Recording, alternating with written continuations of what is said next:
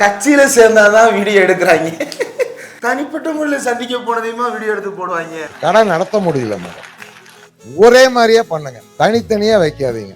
ஏன்னா வீடு ஒரு ஃபேமிலி வந்து கம்ப்யூட்டர் திணறது மேடம். பில் போர் கருமத்தப்பட்டியை சேர்ந்த அருண் சந்திரன்ங்கிற பையன். இதெல்லாம் நீ வந்து எல்லாத்தையும் எடுத்து டாக்குமெண்ட் எடுத்துக்கிட்டு டெல்லிக்கு வா, நீ வாடா, நீ ஏரியாக்கு வாடா அப்படின்னு சொல்லிட்டு பிஜேபி டங்குன்னு அடி வாங்குதுன்னா அதுக்கு காரணம் இதுதான். தமிழ்நாட்டு மக்கள் ரொம்ப தெளிவா இருக்கிறாங்க. கம்ப்ளீட்லி சென்ட்ரல் கவர்மெண்டோட ப்ராஜெக்ட்.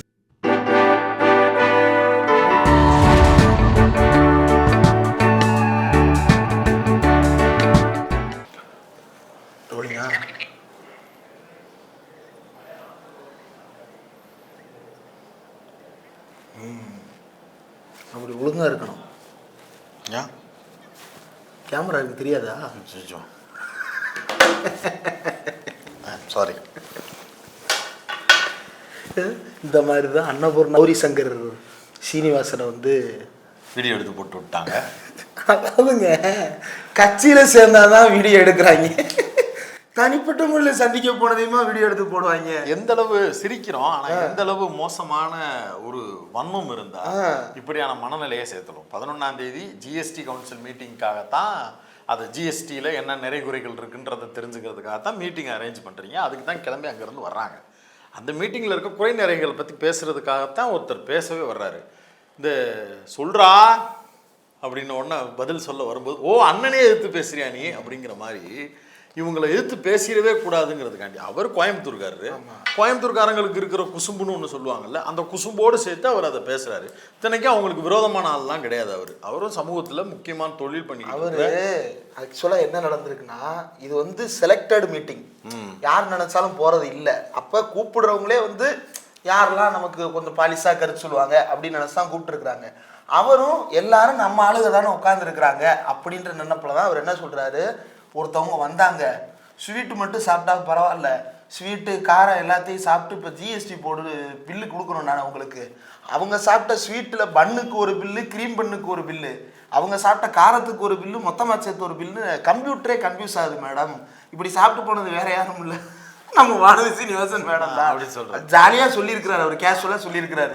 இந்த அம்மா வர வேண்டியது ஜிலேபி சாப்பிட வேண்டியது, அடுத்தது காஃபி கொடுக்கணும், காரம் வேணுங்கிறது. காரத்துக்கு 12ன்னு சொன்னா உடனே சண்டைக்கு வர்றது. இது டெய்லி எங்களுக்கு நடக்குது பிரச்சனை. ஒரே பில்லுல ஒரு ஃபேமிலிக்கு டிஃப்ரெண்டா ஜிஎஸ்டி போட்டு கொடுக்கறது கஷ்டமா இருக்கு. கடை நடத்த முடியல மேடம். ஒரே மாதிரியே பண்ணுங்க, தனித்தனியா வைக்காதீங்க. ஏன்னா வீடு ஒரு ஃபேமிலி வந்து கம்ப்யூட்டர் திணறது மேடம். பில் போடுறது இன்னொன்னு, அந்த மாதிரி ஆர்கியூமெண்ட் வருதுன்னா அதுக்கேற்ற பதில சொல்றதுக்கு தான் அந்த மேடை. அந்த நேரத்தில் அதை பத்தி எதுவும் சொல்லாம உருன்னே பார்த்துக்கிட்டு இருந்துட்டு சிரிச்சுக்கிட்டு மழுப்பிட்டு அவருடைய ஹோட்டலில் இது இருக்குது அது இருக்குன்னு ஒரு பக்கம் ட்ரோல் பண்ணிட்டு அவரை அந்த இடத்துல அவரை வந்து அப்படியே பாலிஷ் பண்ணி அனுப்பி விட்டுட்டு திருப்பி போனதுக்கு பிறகு அவரை நீங்கள் பண்ண விதம் இருக்குல்ல, அது ரொம்ப பெரிய அபத்தம், அது ரொம்ப பெரிய வன்முறைன்னே சொல்லணும். என்ன நடந்திருக்கு அப்படிங்கிறத இந்திரா சொன்னாப்புல, அதுக்கு பிறகு நடந்த விஷயங்கள் தான் ரொம்ப ஷாக்கிங்கான விஷயங்கள். இப்படி சோசியல் மீடியாவில் இது வைரல் ஆகுது அப்படின்னு தெரிஞ்ச உடனே அவரே வாலண்டியராக விருப்பப்பட்டு நான் மன்னிப்பு கேட்குறேன்னு சொல்லி கிளம்பி வந்து அவங்கள பார்த்து மன்னிப்பு கேட்கறதுக்காக வந்தாராம். சரி, ஒரு பக்கம் அதை வைக்கலாம். ஒன்று, மன்னிப்பு கேட்குறவராக இருந்தாருன்னா இவ்வளவு வெளிப்படையாக எந்திரிச்சு பேச வேண்டிய அவசியமே கிடையாது. மன்னிப்பு கேட்குற இயல்பு அவருக்கு இருக்குன்னா அப்படி ஒரு நோக்கம் அவருக்கு இருந்திருக்காது. இன்னொன்று, செலக்ட் பண்ணி கூப்பிட்டது உங்கள் ஆளுகளை அப்படின்னு நீங்கள் முடிவு பண்ணால் உங்கள் ஆளுகளே ஏற்றுக்கொள்ள முடியாத அளவுக்கு தான் இந்த ஜிஎஸ்டி லட்சணம் இருக்குது அப்படிங்கிறது தான் யதார்த்தம். அந்த உண்மையை தான் அவர் பேசினார். சரி, அப்படியே அவரே கிளம்பி வந்தார்னாலும் வீடியோ எடுக்கிறதுக்கு ஆளாக கூப்பிட்டு வந்திருக்கிறாரு போலயே. அதையும் புடனைக்கு பின்னாடி நிப்பாட்டி முன்னாடி நின்று எடுத்தா தெரிஞ்சிரும்ட்டு அவர் உள்ள வந்ததுக்கு பிறகு உள்ளே வரேன்ட்டாரு. 4:30 மணிக்கு ப்ரெஸ் மீட் இருக்குது, அதுக்கு முன்னாடி இந்த வீடியோ வைரல் ஆகணும், எடுங்க அப்படின்னு நீங்கள் உங்களுக்குள்ள சிமிக்கை கொடுத்துக்கிட்டு பின்னாடி மூவ் பண்ணி அவர் பேசுகிற ஆடியோவில் முன்னுக்கு பின் எதுவுமே கரெக்டாக விழுந்துடக்கூடாதுங்கிறதுக்காக தள்ளி நின்று அவர் எந்திரிச்சு நின்று அப்படி அவங்கள பார்த்து கும்பிட்டு மன்னிச்சுக்கோங்க அப்படின்னு சொல்கிறத எவ்வளவு குரூரமான எண்ணம் இருந்தால் வெளியிடுவீங்க முதல்ல. இதை மித்தவங்க கேட்குறாங்க, ஆர்எஸ்எஸ் வலதுசாரிகள் வந்து இதை எப்படி வெளியிடலாம், வெளியிட்டதுனால எங்களால் முட்டு கொடுக்க முடியலையே அப்படின்னு சொல்கிற அந்த அர்த்தத்தில் இருந்து சொல்லலை. சமூகத்தில் உயரிய பொறுப்பில் இருக்கக்கூடிய ஒரு சிறு குறு தொழில் நடத்தி கொண்டிருக்கக்கூடிய ஒரு நபர் தமிழ்நாட்டினுடைய அடையாளமாக அந்த நிறுவனங்கள் இருக்கு. வானதி சீனிவாசன் அவர்கள் பேசுறாங்கல்ல, தமிழ்நாட்டின் அடையாளம் கோயம்புத்தூர்னு. அந்த கோயம்புத்தூரின் அடையாளங்கள்ல ஒருத்தர் தான் வந்து இந்த சீனிவாசன் நடத்துகின்ற அந்த நிறுவனங்கள். அன்னபூர்ணா அண்ட் கௌரி சங்கர் அப்படின்னு. நீங்க தமிழ்நாட்டில் வந்து பல இடங்கள்ல, மதுரை, திருச்சி, சென்னை மாதிரியான முக்கியமான, சென்னையில் இருக்கான்னு தெரியல, நான் மதுரையில் கூட தான் நிறைய, கோயம்புத்தூர்ல நிறைய, கிட்டத்தட்ட தமிழ்நாட்டில் மட்டுமே வந்து 60க்கும் மேற்பட்ட அவுட்லெட்ஸ் வச்சிருக்கிறாங்க. 1960களில் இருந்து இந்த தொழிலில் இருக்கிறாங்க. சின்ன ஒரு ஹோட்டலாக ஆரம்பித்து அது இன்னைக்கு வந்து ஒரு ஃப்ரான்ச்சைஸ் கொடுக்குற அளவுக்கு ஒரு பெரிய நிறுவனமாக வளர்ந்துருக்கிறது. அந்த கோயம்புத்தூர் பகுதியினுடைய ரொம்ப பிரபலமான ஹோட்டல்களில் ஒன்று. இப்போ மதுரை அப்படின்னா அதுக்கு ஒரு 4 ஹோட்டல் சொல்லுவோம்ல, அந்த மாதிரி வந்து நல்ல தரமான ஒரு சைவ உணவு சாப்பிடணும்னு ஆசைப்படுறாங்க அப்படின்னா அவர்களுக்கு வந்து முக்கியமான ஒரு இடமாக அன்னபூர்ணா மற்றும் கௌரி சங்கர் ஆகிய நிறுவனங்கள் இருக்கு. லாட்ஜஸ் வச்சிருக்கிறாங்க, ரொம்ப பெரிய ஹோட்டல். ஆமாம், அவங்க தலைமுறையாக கிட்டத்தட்ட 60-70 வருடங்களாகவே இந்த வேலையை பார்த்துட்டு கிட்டத்தட்ட ரொம்ப வருஷமா இருக்கிறாங்க. நீங்களே சொன்ன மாதிரி இப்போ அவங்க தாத்தா காலத்துல இருந்து இருக்கிறாங்க. தாமோதர சுவாமி நாயுடு அப்படின்றவர் தான் வந்து அதை தொடங்குறாரு. அதற்கு பிறகு அவருடைய பிள்ளைகள், அவருடைய பேரன்கள் அப்படின்னு சொல்லிட்டு அது அப்படியே தலைமுறையாக நகர்ந்து கொண்டிருக்கிறது. கோயம்புத்தூர்ல முக்கியமான தொழில் குடும்பங்கள் அப்படின்னு ஒரு 300-400 குடும்பங்கள் எடுத்தோம் அப்படின்னா அதுல முக்கியமான ஒரு குடும்பமாக அன்னபூர்ணா மற்றும் கௌரி சங்கர் நிறுவனங்களுடைய குடும்பங்கள் அப்படின்றதும் கூட அதுல அடங்கும். இது வானதி சீனிவாசன் அவர்களுக்கு ரொம்ப நல்லாவே தெரியும் அப்படின்றது முக்கியமான ஒரு பாயிண்ட். அவங்களே தான் இப்போ பத்திரிகையாளர் சந்திப்பில் வந்து நின்றுக்கிட்டு இவ்வளவு விளக்கமும் கொடுக்கும்போது இப்படியெல்லாம் கேள்வி வருது, அவங்கள்ட்ட அந்த கேள்விக்கு பதிலே கிடையாது. இந்த வீடியோவை வெளியிடுவது திட்டமிட்டு அவர்களை களங்கப்படுத்துவது தானே மேம் அப்படின்னு சொல்லும்போது யார் அந்த வீடியோவை வெளியிட்டார்கள்ங்கிற வார்த்தையை கான்சியஸாக வானதி மறுக்கிறாங்க, சொல்ல தயங்குறாங்க. அப்ப குற்றமுள்ள நெஞ்சு குரு இருக்குது, அதை எப்படி வெளியிடலாம்?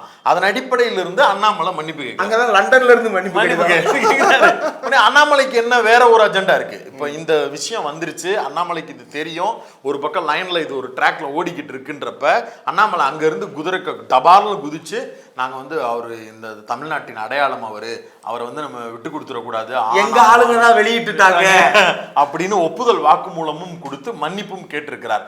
இது வானதி அவர்களை களங்கப்படுத்துவதற்காக அண்ணாமலை அங்கிருந்து செஞ்சிருக்கிறாரு அப்படின்னு பாஜக இருக்கக்கூடிய முக்கியமான இப்ப தலையெடுத்திருக்கக்கூடிய தலைக்கட்டுகள்லாம். எத்தனை வீடியோல பக்கத்துல உட்கார்ந்து சிரிச்சீங்க, தூரத்துல உட்கார்ந்து சிரிக்கிறாரு இப்ப அவர் உட்கார்ந்து அதை நாசூக்கா நின்று வேடிக்கை பார்த்துட்டு இருக்கிறாரு. இது மிகப்பெரிய அளவுக்கு அதிர்வலைகளை உருவாக்கி பார்லிமெண்ட் வரைக்கும் போயிருக்கு. ராகுல் காந்தி அவர்கள் டெல்லியிலிருந்து தன்னுடைய கண்டனத்தை பதிவு செய்திருக்கிறார். ராகுல் எழுப்பியிருக்கக்கூடிய கேள்வி ரொம்ப முக்கியமான கேள்வி.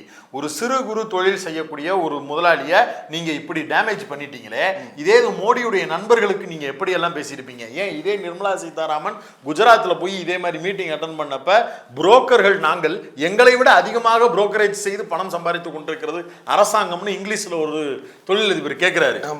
அவரை கேட்டப்ப சிரிச்சுக்கிட்டு இருந்தாங்க நிர்மலா சீதாராமன். அப்ப குஜராத்தி மார்வாடி சமூகத்தை சார்ந்தவர்கள் உங்களை கேள்வி எழுப்புறது வந்து உங்களுக்கு பிரச்சனையா தெரியாது, சிரிச்சுட்டே வந்துருவீங்க.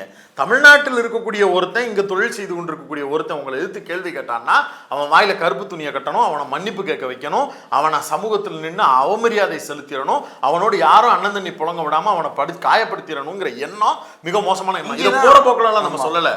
இந்த செய்தி வெளியான 11ஆம் தேதி அவர் பேசினதற்கு பிறகில் இருந்து நீங்க நல்லா போய் தேடி பாருங்க. பிஜேபி ஐடி விங் சார்பாக பிஜேபியில் இருக்கக்கூடிய இணையத்தில் இயங்கக்கூடியவர்கள் பலரும் போட்டிருக்கக்கூடிய பதிவு, அன்னபூர்ணா கேண்டீன் எப்படி இருக்கு தெரியுமா, அன்னபூர்ணா பஸ் ஸ்டாண்டு அவங்க பார்க்கிங் எப்படி இருக்கும் தெரியுமா, அவங்க சாம்பார் எப்படி இருக்கும் தெரியுமா, சட்னி எப்படி தெரியுமா, அவங்க பில் இப்படி இருக்கும் தெரியுமா, அப்படி இருக்கும் தெரியுமான்னு டைரக்டா அவங்க அட்டாக் வந்து அன்னபூர்ணாங்கிற நிறுவனத்தின் மீது வர ஆரம்பிச்சிருச்சு.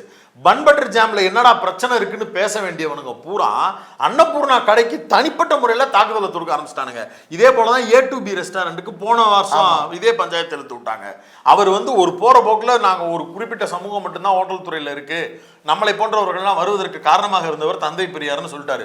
அதுக்கு தையத்தக்கான்னு குதிச்சு அவரை வந்து வருத்தம் தெரிவிக்க வைக்கிறேங்கிற பில்டப் எல்லாம் கொடுத்து தொடர்ச்சியா எல்லாரையும் உங்களை நோக்கி பகச்சனைக்கு. அவர் ஓபிசி கூட கிடையாது, அவர் ஒரு ஃபார்வர்ட் கம்யூனிட்டி. ஆனா அந்த ஃபார்வர்ட் கம்யூனிட்டி அதுக்கு முன்னாடி ஒரு ஆள் உட்கார்ந்துகிட்டு இருக்காங்க, எனக்கு இடம் விடாமன்னு சொல்லி சுட்டி காட்டிட்டு இவங்களுக்கு பிரச்சனை. அப்ப எல்லாரையும் பகச்சுக்கிட்டு எங்க தான் பாஸ் போக போறீங்க?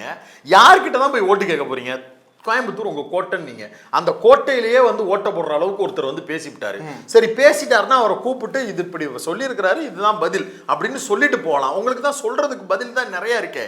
நான் வந்து பன் பட்டர் ஜாம் சாப்பிட மாட்டேன், நான் வந்து கேக் சாப்பிட மாட்டேன், எனக்கு ஸ்வீட் பிடிக்காது, எனக்கு சுகர் இருக்கு, கிரீம் சொல்லிட்டு போக வேண்டியதானே. வெறும் பண்ணு தான் ஏன்னா நாங்க கேட்டப்பெல்லாம் நீங்க அதானே சொன்னீங்க, வெங்காயம் சாப்பிட மாட்டேன், வெங்காயம் சாப்பிட மாட்டேன்னு அப்படியே நீங்க சொல்லிட்டு போயிருந்திருக்க வேண்டியதானே. அப்ப மட்டும் உங்களுக்கு உறுத்துது. வந்த உடனே அவரை காயப்படுத்தி அவரை களங்கப்படுத்தி ஒட்டு மொத்தமா இன்னைக்கு தேசிய அளவில் ஒரு பெரிய அவலத்தை அசிங்கத்தை அரங்கேற்றி இருக்கிறது இந்த பிஜேபி. இந்த பிஜேபி செய்திருக்கக்கூடிய இந்த செயலை கண்டித்து பத்திரிகையாளர்களும் சமூக ஊடகங்களில் இருக்கிறவர்களும் கேள்வி எழுப்பி ஒட்டுமொத்த இந்திய அளவில் நேஷனல் ட்ரெண்டிங்கா காலையில இருந்து இதுதான் போய். இது தேவையா? உண்மையிலேயே ஒரு அரசியல்வாதி என்ன செஞ்சிருக்குன்னு அந்த இடத்துல, உங்களுடைய கோரிக்கையை ஏற்றுக்கிறோம், பரிசீலிப்போம், நல்ல முடிவு எடுக்கப்படும், இதை எங்களுடைய கவனத்துக்கு சுட்டி காட்டினதுக்கு நன்றி அப்படின்னு சொல்லி முடிச்சிருந்தீங்கன்னா இந்த கண்டென்ட் வெளியவே வந்திருக்காது. ஆமா, நீங்க உருன்னு உட்கார்ந்ததுலதான் இந்த கண்டென்ட் பிரச்சனையாச்சு. அதோடு மட்டும் இல்லாம அவரை கூப்பிட்டு நீங்க டேமேஜ் பண்ணது அப்படிங்கிறது உங்களுக்கு ரிவர்ஸா மாறி இருக்கு. இப்ப எதிர்க்கட்சி தலைவர் வரைக்கும் இந்த பிரச்சனை போயிருக்குன்னா இதுக்கு முன்னாடி தமிழ்நாட்டில் இதுக்கு முன்னாடி ஒருத்தவங்க தான் இந்த வேலையை பார்த்தது. ஆமா, போயஸ் கார்டன்ல ஒரு அம்மா இருந்தாங்க. அந்த அம்மா வந்து இப்படித்தான் அவங்களுடைய கேபினெட்ல இதுக்கு முன்னாடி இருந்த ஒருத்தர் வெளியே போயிட்டு திருப்பி வந்து சேர்றாரு. இப்ப இன்னாள் அமைச்சரும் கூட நம்ம பேர் சொல்ல வேண்டாம், அவர் குடும்பத்தோட போய் பார்க்க போறாரு. போனது வந்து கட்சியில சேருவதற்கு, மன்னிப்பு கேட்க வைக்கிறதுக்காக குடும்பத்தோட வர வச்சு இவங்க எழுந்து நின்று சாஷ்டாங்கமா நெடுஞ்சான் கிடையா 2 பேரையும் கீழே விழுக வச்சு கால் பக்கத்துல இருந்து போட்டோ. மறுநாள் எல்லா பேப்பர்லயும் ஹெட்லைன்ஸ் நியூஸ், ஜெயலலிதா இதை பண்ணது. இதுக்கு நிர்மலா சீதாராமன் எங்கேயோ ஒத்து போகுது. கனெக்ட் பண்ணிக்கங்க. இப்ப வழக்கமா அவங்க பண்ணக்கூடிய ஒரு பெரிய தாக்குதலாக தான் இதை பார்க்க முடியும். இது எவ்வளவு மோசமான அணுகுமுறை, இந்த மனநிலையோடு வர்றது. இதை வச்சுக்கிட்டு தமிழ்நாட்டுக்குள்ள நிர்மலா சீதாராமன் ஏன் ஓட்டு கேட்டு உள்ளூர்ல வர முடியலன்னா அதுக்கு இதுதான் காரணம். நீங்க ஏன் ஒவ்வொரு முறையும் எலெக்ஷன்ல நிக்காம உங்களுக்கு எல்லா அதிகாரமும் கிடைக்குதுன்னு இங்க இருக்கக்கூடியவர்கள் பலரும் எழுப்பக்கூடிய கேள்விக்கு பின்னால் இருக்கக்கூடிய 2000 ஆண்டுகால பதில் என்பது இதுதான். உங்களுடைய 2000 ஆண்டுகால கேள்விக்கும் பதிலுக்கும் நீங்களே முடிவு எழுதி கொடுத்துருக்கிறீங்க. இது தொடர்ச்சியா திட்டமிட்டு நடத்தப்படக்கூடிய ஒன்றா இருக்கு. அதுவும் குறிப்பா தமிழ்நாடு பார்டருக்குள்ள வரும்போது வேற மாதிரி இருக்கு, அதுக்கடுத்து வெளியில போகும்போது வேற மாதிரி இருக்கு. இன்னும் குறிப்பிட்டு சொல்லணும்னா இந்த பிரச்சனையெல்லாம் நடந்து முடிச்சுட்டு இவங்க நகர்வலம் போற மாதிரி போறாங்க கோயம்புத்தூர்ல. அங்க ஒரு பையன், நம்மள மாதிரி பையன், படிச்சு முடிச்சுட்டு இந்த சென்ட்ரல் கவர்மெண்ட் கொண்டு வந்த பல்வேறு நலத்திட்ட உதவிகளால ரத்தக்காவை வாங்கிட்டு சுத்திக்கிட்டு இருக்கான். அந்த பையன் வந்து கேட்கறான், ஏங்க செல்போன் மேனுஃபேக்சரிங் பண்றதுல இருக்கக்கூடிய இந்த மெட்டீரியல்ஸ் அப்புறம் வெளிநாட்டுல இருந்து எடுத்துட்டு இருக்கிறோம், நாம வந்து நம்ம ஊர்லயே நம்ம தயாரிக்க முடியும் அப்படின்னு. ஏன் இந்த மாதிரி இந்த நிறுவனங்கள்லாம் இருக்கு, இன்னும் 2 நிறுவனம், அதெல்லாம் பிரைவேட் மேடம், அதுல நம்ம ஒரு பார்ட்டா வேலை வந்துட்டு இருக்கிறோம், அரசாங்கமே செஞ்சுச்சுன்னா இன்னும் கொஞ்சம் விலை குறையுமே அப்படின்னு. அவன் படிச்சவன், அவன் இத்தனைக்கு திராவிட மாடல்கள்ல இருந்து படிச்சுட்டு வந்திருக்கிறான். அவன் ஷார்ப்பா 2-3 கேள்வியை கேட்டவொன்னா உழண்டுட்டாங்க.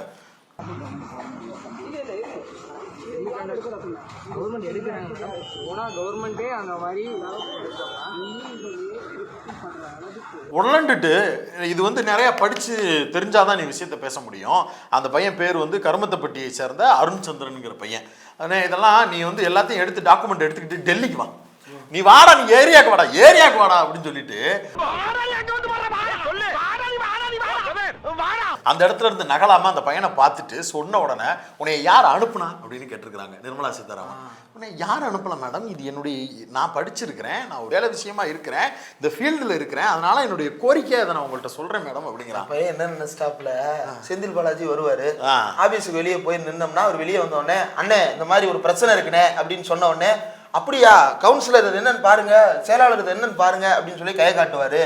இவங்களும் அப்படிதான் இருப்பாங்க அப்படின்னு நினைச்சு போயிட்டாப்ல. குறைந்தபட்சம் தங்கமணி அவருமே அவங்க ஊர்ல கேட்கும் போது அப்படிதான் சொல்லுவாங்க. வேலுமணி அவங்களுமே அப்படிதான் சொல்லுவாங்க. அண்ணாமலை ஒரு குற்றச்சாட்டுகள் 1000 இருக்கும். அண்ணாமலை எல்லாம் கிடையாதுங்க. அண்ணாமலை கேட்டோம்னா அண்ணாமலை வந்து பாடுறான் எந்த ஊர் நீன்னு கேட்பாரு.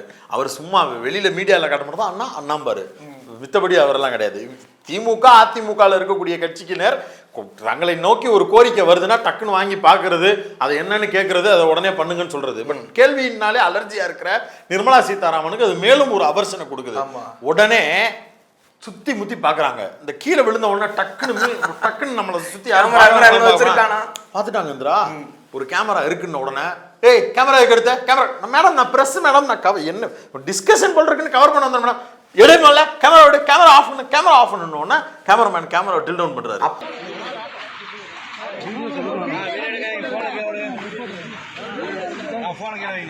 பண்ணா அவங்களுக்கு வந்து கேமரா கான்சியஸ்னஸ் இருக்கு. ரோட்ல இருக்கிற கேமராவே கண்டுபிடிக்கிற நிர்மலா சீதாராமன் வீட்டுல இருக்கிற கேமராவை கண்டுபிடிக்காம இருப்பாங்களா? ஏன்னா கேமராவே அவங்க இப்ப பிரச்சனையா மாறின உடனே அந்த பையனை கூப்பிட்டு கேமராவை பூரா அழிச்சிட்டு அதுக்கு பிறகு நம்மளுக்கு என்ன நடந்ததுன்னு சொல்லப்படாமல் திருப்பி பத்திரிகையில் வரக்கூடிய செய்தியிலிருந்து நம்ம பார்க்கறது அந்த நபரை அந்த இடத்துல இருந்து காவல்துறையினர் 2 பேர் தன்னுடைய இருசக்கர வாகனத்தில் நடுவில் உட்கார வச்சு ட்ரிபிள்ஸாக கூப்பிட்டு போகிறாங்க. காவல் நிலையத்துக்கு கூப்பிட்டு போயிட்டு அவரை விடுவிச்சிட்டாங்களா என்ன அப்படிங்கிற செய்தி கிடைக்கல. நான் கோயம்புத்தூரில் இருக்கக்கூடிய சில நண்பர்கள்ட்ட விசாரிக்கிறதுக்கு கேட்டேன். ஆமாம், 2 காரணம் இருக்கும். ஒன்று, நிர்மலா சீதாராமன் இவரை கூட்டு போங்கன்னு அறிவுறுத்துறது ஒன்று. அப்படி இல்லைன்னா அவர் அங்கேருந்து செக்யூர் பண்ணுறதுக்காக காவலர்கள் கூட்டு போயிருக்கணும், இவரை காப்பாற்றுறது. அவரை காப்பாற்றுறது. ஏன்னா அவங்க ஆட்கள் மொத்தமாக இருக்கிறாங்க. இவர் நியாயமாக கேட்க வேண்டிய கேள்வி தான் கேட்டார். அப்போ அரங்கத்துக்கு உள்ள வச்சாலும் அடிக்கிறானுங்க, வெளியில வச்சாலும் அடிக்கிறானுங்க, இவனுங்களை எதிர்த்து கேள்வி கூட கேட்க முடியாது அப்படிங்கிறது வந்து இந்த மாதிரி இதுக்கு முன்னாடி ஒரு சம்பவம் நடந்துச்சு. பழைய பரிதாபங்கள் வீடியோல பெட்ரோல் டீசல் பாவங்களை போய் பாருங்க. பின்னாடி ஆட்டோ டிரைவர் அண்ணன் வந்து மண்ணு கூட்டு போய் அடிப்பாங்க. அவரே வந்து பார்த்துக்கிட்டு அப்ப தொடர்ச்சியா ஏன் தமிழ்நாட்டில் பிஜேபி டங்குன்னு அடி வாங்குதுன்னா அதுக்கு காரணம் இதுதான். தமிழ்நாட்டு மக்கள் ரொம்ப தெளிவா இருக்கிறாங்க. குஜராத்லயோ உத்தரப்பிரதேசத்திலயோ போய் என்ன வேணாலும் வடை சுட்டுலாம், சுட்டுட்டு ஓகே பை பை சுக்ரியாவோ அப்படின்ட்டு கிளம்பிடலாம். அங்க இருக்கிற மீடியா மாதிரி இங்க கிடையாது. மீடியா கேமராவை அமர்த்தினா உடனே அமர்த்துறதும், டெலீட் பண்ணா உடனே டெலீட் பண்றதும், வராதனா வராம இருக்கிறதும் அங்க மாதிரி இங்க இருக்க மாட்டோம் மேடம். இது வேற, இது தமிழ்நாடு. நீங்க திருப்பி போறதுக்குள்ள ஃபுட்டேஜ் லைவ்ல ஏறிடும். பசங்க டக்குன்னு சோசியல் மீடியால அடிக்க ஆரம்பிச்சிருவாங்க. நேஷனல் லெவல்ல ட்ரெண்டிங்ல இருப்பீங்க. பகிரங்க மன்னிப்பு கேட்க வேண்டும் நிர்மலா சீதாராமன் காலையில இருந்து ட்ரெண்டிங் ஆக ஆரம்பிச்சிருச்சு. சங்கராச்சாரியார் தெரியுமா, தமிழ் எழுத்து போடும் போது தெரியாம கேமரா இப்படி திருப்பினதுதான் அதுல சிக்கினதுதான். என்ன பண்றது, இப்படி மாட்டிக்கிறீங்க. இப்படி பல சங்கடங்களை தமிழ்நாடு கொடுத்து கொண்டே இருப்பதால் தான் பிஜேபிக்கு தமிழ்நாடு ஒட்டாத இடமாக இருக்கிறது. தமிழ்நாட்டிற்கும் பிஜேபி ஒட்டாத பார்ட்டி தான். ஏன்னா இந்த மாதிரியான அடக்குமுறையை, ஒடுக்குமுறையை, தாக்குதல்களை தமிழ்நாடு அரசியல்வாதிகள் ஒருபோதும் செய்வதில்லை. மாறாக அங்கிருந்து வந்தவர்கள் அப்படின்னு சொல்லக்கூடிய இவர்கள் தான் நாங்க தான் மாற்று, எங்களுக்கு வந்து கழகங்கள் இல்லாத அரசை நாங்க அமைக்க போறோம்னு வந்தா இப்படியான நிலைமைகளுக்கு சரியான நபர்களா நீங்க இருந்து பேசினா பரவாயில்ல. இந்த பாலிடிக்ஸே உங்களுக்கு எடுபடாது. 2000 வருஷ வன்மத்தை 2 நாள்ல அடுத்தடுத்து அம்பலப்படுத்திட்டாங்க இந்த தமிழ்நாட்டுக்காரங்க. இதுக்கு தாண்டா நான் எலெக்ஷன்லயே நிக்கிறது இல்லை. இதுதான் நிலவரம். அதாவது கேள்விக்கு பதில் சொல்ல முடிஞ்சா ஊருக்கு இப்போ உடனே வானதி சீனிவாசன் இந்த எடுக்கிறேன் பாரு விக்டிம் கார்டு அப்படின்னு சொல்லிட்டு ஒரு ஆண் அரசியல்வாதியை பார்த்து இப்படி பேச முடியுமா அப்படின்னு வர சொல்லுங்க, மோடிஜியை வர சொல்லுங்க, நாங்க வர்றோம் பிரஸ் மீட்டுக்கு, கேள்வி கேட்கிறோம்னு தானே நாங்க சொல்றோம், கேட்க மாட்டோம்னா சொல்றோம், வரமாட்டேங்கிறாரு. உங்க ஆண் அரசியல்வாதி தான் மோடி, 56 இன்ச் பாடி. ஆமா, வரட்டும். ஒரு ஆண் அரசியல்வாதி கேட்பேன்னு கேட்கிறாங்க. எச்ராஜான்னு ஒருத்தர் நின்னாரு, புனை சுருட்டுன்ற ஒரே வார்த்தையில 6 மாசம் அப்ஸ்காண்ட் ஆக வச்சாங்க. அண்ணாமலைன்னு ஒருத்தர் ஏதோ ஒரு வாசல்ல பேட்டி கொடுக்க வந்தாரு, சாப்பாடை சாப்பிட்டு போக வேண்டியதானதுக்கு அந்த பக்கம் பத்திரிகையாளர் சபீர், லட்சுமி சுப்பிரமணியம் அவ்வளவு பேரும் வரிசையா நின்று கட்டுன ரவுண்டுல அதுக்கப்புறம் வந்து மன்னிப்பு கேட்க முடியாதுன்னு சொல்லி அதுக்கும் ரவுண்டு கட்டு வாங்கி இப்படி தொடர்ந்து ஆண் அரசியல் கடந்து இப்ப லண்டன்ல உட்கார்ந்து இருக்கிறாரு. அதுல அவர் வந்து மன்னிப்பு கேட்கிறாராம், பிள்ளையவும் கிள்ளிட்டு தொட்டியும் ஆட்டுறது. வானதி சீனிவாசன் இந்த பக்கம் வீடியோ ரிலீஸ் ஆகி அடி டம்முன்னு விழுந்துகிட்டு இருக்குன்னு தெரிஞ்ச உடனே இவர் டபால்னு குறுக்க புகுந்து இந்த கௌசிக் வந்தான்ட்டு மன்னிப்பு அப்படின்னு இவர் லைம் லைட் கொண்டு வந்துட்டாரு. என்ன வானதி சீனிவாசன் ஒரு நாள் ஃபுல்லா ட்ரெண்டிங்ல, ஏங்க அவங்க நெகட்டிவ் ட்ரெண்டிங்ல இருக்கிறாங்க, நீங்க இருக்கீங்க உள்ள வந்தீங்கன்னா நான் பாசிட்டிவ் ட்ரெண்டிங் வரேன் பாருங்க அப்படின்னு மன்னிப்புக்கு வந்துட்டாரு. அதுக்கு கீழே ஒருத்தர் கமெண்ட் போட்டாரு, நம்ம பிபின் தான் போட்டாருன்னு நினைக்கிறேன், பெல் அடிச்சிருச்சுன்னு கிளாஸ் ஆரம்பிக்கலாம், ஃபர்ஸ்ட் பீரியட் ஆரம்பிச்சிருச்சு உள்ள போலையா. அப்படி ஒரு இக்கட்டான கல்வி சூழல்ல இருந்து கொண்டும் தமிழ்நாட்டு அரசியலை கவனித்துக் கொண்டிருக்கிறார் நம்முடைய அண்ணாமலை ஜி அப்படிங்கிறது தான் இதில் வரக்கூடிய செய்தி. பிஜேபி தலைமைக்கு இது பெரிய தலைவலியாக மாறி இருக்கிறது. இப்போ தான் டெல்லியில் இருக்கக்கூடிய ஒரு நண்பர்கிட்ட பேசினேன். அவங்க ஏங்கப்பா அங்கே இருக்க கட்சி ஆஃபீஸில் சில விஷயங்களாக பேசியிருக்கிறாங்க, அது தேவையில்லாத சங்கடத்தை ஏங்க வளர்த்துக்கிட்டு இருக்கீங்க அப்படின்னு சொல்லும் போதே தமிழிசை குறுக்க புகுந்து அவர் எப்படி அழகா அக்கா தமிழ்ல பேசினாங்க தெரியுமா, இது மட்டும் இல்லைன்னா தலையில அம்மா மட்டும் இல்ல தெய்வம் மாதிரி வந்து உங்களை எப்படி காப்பாத்துலாங்க, அவங்க மட்டும் இல்லைன்னா அம்மா எவ்வளவு அழகா தமிழ்ல பேசியிருக்காங்க தெரியுமா. இங்க பார் பேசாம இரு, அவனுங்க வாட்டுக்கு ஒரு நாள் அடிச்சுட்டு விட்டுருவானுங்க. திடீர்னு ஒவ்வொரு நாளா ஒவ்வொருத்தையும் உள்ள வந்து நம்மளை கண்டென்ட் ஆக்கிறாதீங்க. யூடியூப்ல பேசுறதுக்கு கண்டென்ட் இல்லாம 4 நாளா தவிச்சு போய் கிடக்காங்க. நீங்க தான் தமிழ்நாட்டுக்கு வந்து பிரஸ் மீட்னு கொடுத்தாலே வாய பிடிங்கிறாங்கன்னு தெரியுது. வெள்ளத்துக்கு வந்தீங்க, தேசிய பேரிடர்னு அறிவிக்கவே முடியாது, மாநில பேரிடர் அறிவிக்கலாம்னு மாநில பேரிடர்னு ஒன்றும் கிடையவே கிடையாது அப்படின்றது தான். அப்படி ஒன்று அறிவிக்கிறது அப்படின்னா வேறு சில மாநிலத்துக்கு ஸ்பெசிஃபிக்காக இருக்கிறத தான் அறிவிக்க முடியும். மற்றபடி மழை, புயல், வெள்ளம் இதெல்லாம் வந்து தேசிய அளவில் நடக்கிறது தான். அதனால அது மாநில பேரிடர்லாம் கிடையாது. அங்கே ஒருக்கு அம்பலப்பட்டாங்க. அப்புறம் உண்டியலில் காசு போடாதன்னு சொல்லிட்டு தேவையில்லாமல் பிடபிள்யூடி ஒர்க்கையும் அறநிலையத்துறை ஒர்க்கையும் பற்றி இவங்க வந்து சம்மந்தம் இல்லாமல் பேசி அது ஒன்று அம்பலப்பட்டாங்க. இப்போ மெட்ரோ ரயில் ப்ராஜெக்ட் பற்றி வாய் விட்டுருக்காங்க. அது எப்படின்னா அந்த வீடியோ அற்புதமாக இருக்குங்க. என்னன்னா அவங்க சொல்கிறாங்க முழுக்க முழுக்க சென்ட்ரல் கவர்மெண்ட்டே செஞ்ச ப்ராஜெக்ட். எது? Chennai metro rail phase 1. Phase 1 வந்து முழுக்க முழுக்க சென்ட்ரல் கவர்மெண்ட்டே செஞ்சுதான். ஆனால் அது 60% வெளிநாட்டில் கடன் வாங்கிட்டாங்களாம். அப்புறம் 40% யார் போட்டது? அதை சொல்லணும்ல. அந்த வீடியோவை இப்போ எடுத்து வைப்பார் நம்ம எடிட்டர், பாருங்க. ஸோ ஃபர்ஸ்ட் ஃபேஸுங்க இது 2015 ஆரம்பிச்சு கம்ப்ளீட்லி சென்ட்ரல் கவர்மெண்டோட ப்ராஜெக்ட். கம்ப்ளீட்லி சென்ட்ரல் கவர்மெண்டோட ப்ராஜெக்ட். கம்ப்ளீட்லி சென்ட்ரல் கவர்மெண்டோட ப்ராஜெக்ட். சென்ட்ரல் செக்டர் ஸ்கீமா 19 லான்ச் ஆச்சு. அதுல இன்னைக்கு தேதி 4 லட்சம் பேர் ஒவ்வொரு நாளும் டார்கெட் பண்றாங்க. அதுல 60% காஸ்ட் நாங்க எக்ஸ்டர்னலி எடுத்துட்டு வந்தோம். லோன்ஸ் மூலமா, வேர்ல்ட் பேங்க், ஏடிபி அந்த மாதிரிலாம். ஃபேஸ் 1ல வெளிநாட்டு கடன் சொல்றீங்க, அப்போ மீதி பணம் எப்படி வந்துச்சுன்னு சொல்லாம ஏன் மேடம் ஸ்கிப் பண்றீங்க? கவர்மெண்டோட ப்ராஜெக்ட், கம்ப்ளீட்லி சென்ட்ரல் கவர்மெண்டோட ப்ராஜெக்ட். உங்களை விட அதிக நிதி, அதாவது 21% கொடுத்து 59% கடனா வாங்கினதையும் அடைச்சி 80% செலவு செஞ்சது தமிழ்நாடு அரசு. அதை ஒத்துக்கோங்க மேடம். கம்ப்ளீட்லி சென்ட்ரல் கவர்மெண்டோட ப்ராஜெக்ட். அப்படியே ஸ்கிப் பண்ணி, ஏன்னா இதுல என்ன தெரியுமா எழுதி இருந்துச்சு பேப்பர்ல? 40% தமிழ்நாடு அரசு, 20% ஒன்றிய அரசு, 21% மாநில அரசு அப்படின்னு எழுதி இருக்கு. அப்ப ஃபேஸ் 2க்கு வந்துருவோம் அப்படின்னு சொல்லிட்டு ஸ்கிப் பண்ணிட்டு போறாங்க. ஃபேஸ் 1லயே என்னன்னா 20% ஒன்றிய அரசு, 15+5. தமிழ்நாடு அரசு வந்து 15+6 அப்படின்னு தமிழ்நாடு அரசு கொடுக்குது. அப்ப இது வந்து 21%.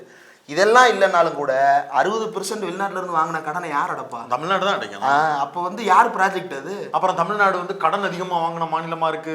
கடன் அதிகமா வாங்க ஏன் 60% வெளிநாட்டுல வாங்க வேணாம், நாங்க கொடுக்குறோம்னு சொல்லுங்க. இந்த ஃபேஸ் 2க்கே நம்ம என்ன செஞ்சோம் அப்படின்னா, பண்பற்று ஜாம்ல இருந்து நாங்க நிறைய 18% ஜிஎஸ்டி கொடுக்கறோம்ல, மெட்ரோ கொடுக்கறதுல என்ன இது போய்கிட்டு இருக்கு. இப்போ ஃபேஸ் 2க்கு வந்தா அதுல வந்து என்ன சிக்கல்னா, நம்ம வந்து ஒன்றிய அரசுக்கு ப்ரொபோசல் கொடுத்தோம். என்ன கொடுத்தோம்? 50-50 ஷேர்ல நம்மளே இதை செய்யலாம் அப்படின்னு சொல்லி நம்ம கொடுத்தோம். அதை கேட்டதுக்கு ஒன்றிய அரசு அப்ப பதில் சொல்லாம வெளிநாட்டு நிறுவனங்கள்ல இருந்து கடன் கொடுப்பதற்கு வழிவகை செய்துட்டாங்க. சரி, நமக்கு இந்த ப்ராஜெக்ட் முக்கியம் அப்படின்னு இப்ப நம்ம பட்ஜெட் வரும்போது கூட பேசணும். ஆந்திரா கேட்டது நிதி, நீங்கள் கொடுத்தது கடன். அதுதான் தமிழ்நாட்டுக்கும் நடந்துச்சு அந்த காலத்துல 2020. இப்போ இதை வந்து கடன் வாங்கி நடத்துங்கன்னு சொல்லிட்டாங்க. கடன் வருது, தமிழ்நாடு அரசு செலவு செய்கிறது, தமிழ்நாடு அரசுடைய நிதியும் அதில் பயன்படுத்தி கொண்டிருக்கிறது. ஒன்றிய அரசு 50-50 போட சொல்லி நாங்க கேட்டமே, என்ன ஆச்சு அப்படின்றது தான் தமிழ்நாடு கேட்டுக்கிட்டே இருந்த கேள்வி. அதுல என்ன சொல்றாங்க, நேரு உள் விளையாட்டு அரங்கத்துல உட்கார வச்சு ஊம குத்தா குத்தி அனுப்புனது அந்த லைன்ல தான். அதை மாத்தி இப்ப வந்து இது வந்து மாநில அரசு தான் செய்யணும், எங்களுக்கு இதுக்கு சம்பந்தம் இல்லைன்ற மாதிரி சொல்றாங்க. ஆனா இவங்களுடைய பப்ளிக் இன்வெஸ்ட்மெண்ட் போர்டு இதை சென்ட்ரல் செக்டார் ஸ்கீமா ஏத்துக்கங்கன்னு ரெக்கமெண்டேஷன் கொடுத்துருச்சு. அது இப்ப கேபினட் கமிட்டி ஆஃப் எக்கனாமிக் அஃபேர்ஸ்ல இருக்கு. அது இவங்களுக்கு கீழே தான் வருது. அது இருக்கா இல்லையான்றது மட்டும் அவங்க கிளாரிஃபை பண்ணட்டும். ஏன்னா கவர்மெண்டே அவங்களுக்கு தெரியல. அதுவே சந்திரபாபு அந்த ஃபைலை எங்க எவன் ஒளிச்சு வச்சிருக்கான்னு தெரியலப்பா. இப்படி ஒளிச்சு வச்சுட்டு எதுக்கு தேவையில்லாம வந்து வாயை கொடுத்து மாட்டிக்கணும்? பார்லிமெண்ட்ல பேசினாலும் மாட்டுறாங்க, இங்க வந்து பேசினாலும் மாட்டிக்கிறாங்க, அரங்கத்துல பேசினாலும் மாட்டிக்கிறாங்க, தெருவுல நடந்து வந்தாலும் மாட்டிக்கிறாங்க. எதுக்கு நம்ம தேவையில்லாம பேசணும்? இதுல ஆண் அரசியல்வாதி பெண் அரசியல்வாதி பஞ்சாயத்தை வேற கூட்டுறது. கோயம்புத்தூர்ல ஆக்சுவலா இந்த ஃபேமிலி குரூப்பு, இந்த கம்யூனிட்டி, இது எல்லாமே வந்து பாஜகவுக்கு பெரிய அளவுல சப்போர்ட் பண்ண பேஸு. கடந்த சட்டமன்ற தேர்தல்கள்லையும் சரி, நாடாளுமன்ற தேர்தல் வரும்போதும் சரி. ஆனாலும் கூட இவர்கள் அவங்களுக்கு இவ்வளவுதான் மரியாதை கொடுக்குறாங்க அப்படின்னா, அல்லது உன்னிடம் இருக்கக்கூடிய மரியாதையும் பிடுங்குவதற்கு தான் நான் வந்திருக்கிறேன் அப்படின்றத வீடியோ போட்டு வெளிச்சமா காட்டிட்டாங்க. இப்போ அந்த மக்கள் தான் அதை சிந்திக்கணும். கண்டிப்பாக என்ன நடக்குது அப்படிங்கிறத பொறுத்திருந்து பார்ப்போம். 2026 பிஜேபிக்கு இப்போ செஞ்ச இந்த சம்பவங்களால் ஒரு நல்ல முடிவை கோயம்புத்தூர் மக்களும் கொடுப்பதற்கு வாய்ப்பு இருக்குது அப்படிங்கிறது தான் நம்முடைய கணிப்பும் கூட. பார்க்கலாம்.